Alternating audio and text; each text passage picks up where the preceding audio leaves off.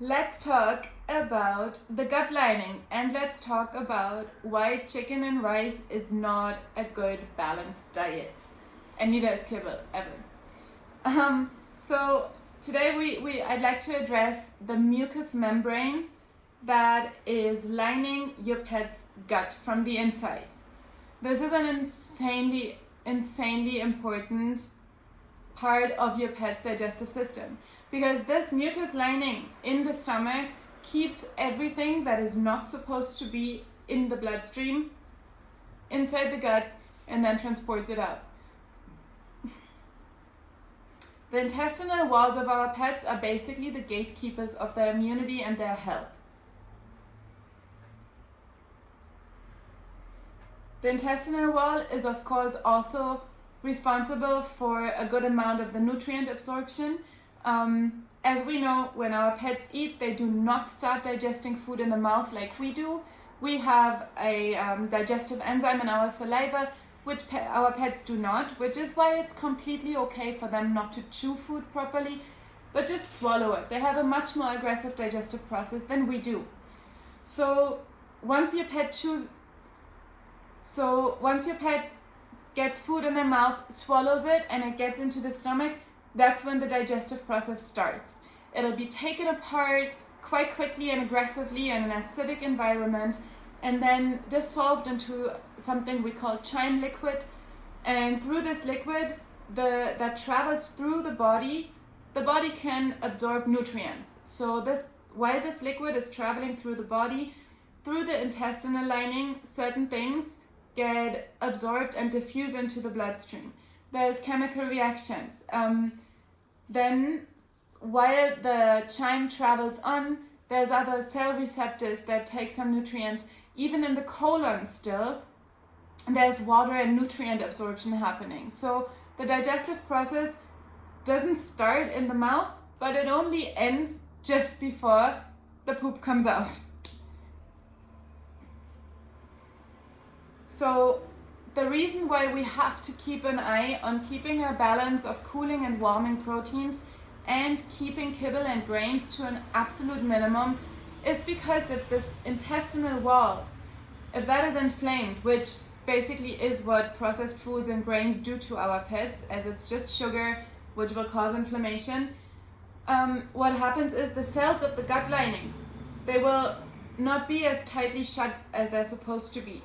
That is giving a chance to pathogens and waste, toxins, whatever bad stuff that is in the food or that they got into, or however that gets into the body, everything bad can diffuse into the bloodstream. Now that will create an issue in the liver because the liver obviously is trying to filter out any toxins out of the bloodstream. Now if the liver can't do that, these bad particles will travel on in the bloodstream. They'll go to the heart. You might see an enlarged heart. Now, if all these organs are not able to keep up and to filter out the toxins and the waste because it keeps diffusing from the gut into the bloodstream, then also the skin will start showing rashes and bad reactions because the skin being the biggest organ, it will try to help the other organs, pushing out toxins, resulting in rashes. Now, if you go to the vet, they'll typically say, oh, that's dermatitis or an allergy, you'll get antibiotics or steroids, and that will further harm the gut. So you're basically already in the vicious cycle of having to stick to medication. If you just address the underlying issue, then you have a chance to heal your pet long term without medication. So what you have to do, or what I would suggest to do, if you see skin issues, is start by omitting all grains and all processed foods and opt for a lot of meat-based protein, which our pets can digest well. There's also vegetables that supply digestive enzymes, and there's a plethora of things, but that you can see in the long version of the Real Talk or read our blogs. Just keep in mind a balance of cooling and warming proteins, keep inflammation low, keep processed foods and grains away, make sure that the gut lining is sealed, and then your pet can eat anything. then they're actually able to do what they're meant to do, eat raw meat. You've never seen a tiger or a wolf or any animal in the wild being sick because they eat fresh raw food, right? So why is it different for our pets? It's because some of the foods we give them harm their gut lining, and that enables the pathogens, the bad bacteria, the viruses that normally wouldn't harm them to get into the bloodstream and attack them. The body cannot take care of this. The body will typically try to take care of invaders and particles in the bloodstream, not only with the renal system trying to flush it, but also by inflammation, which is a good thing if it's not excessive. Inflammation basically just means white blood cells and other cells go and try to attack invaders, and by that basically heal the body. But if there's constant supply of bad stuff diffusing into the bloodstream, then it gets excessive, and the inflammation will be excessive because the bloodstream is attacked way too much because the balance is just off. And then you have an issue on your hand because the excessive inflammation has an effect on everything, including the joints, the UTI, like the urinary tract. Everything can go down if the gut lining is not intact.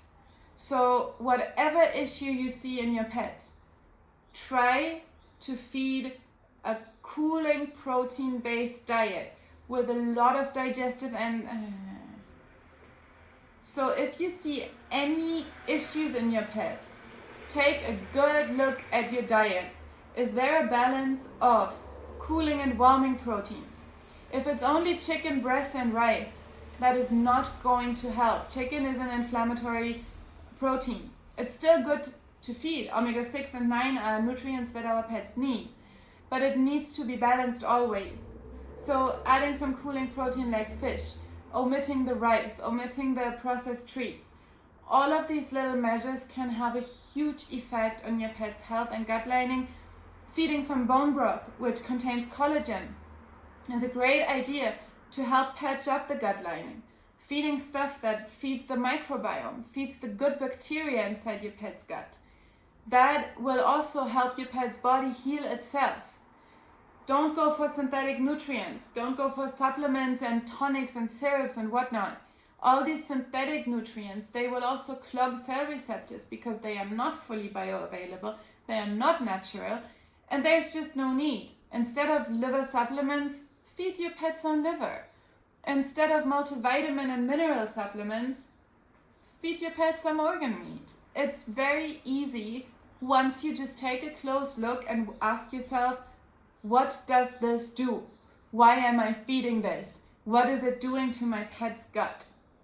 So just try to have an eye on the diet and research what to feed your pets best, and try to trace reactions back to what you fed to keep cool and to know what's happening.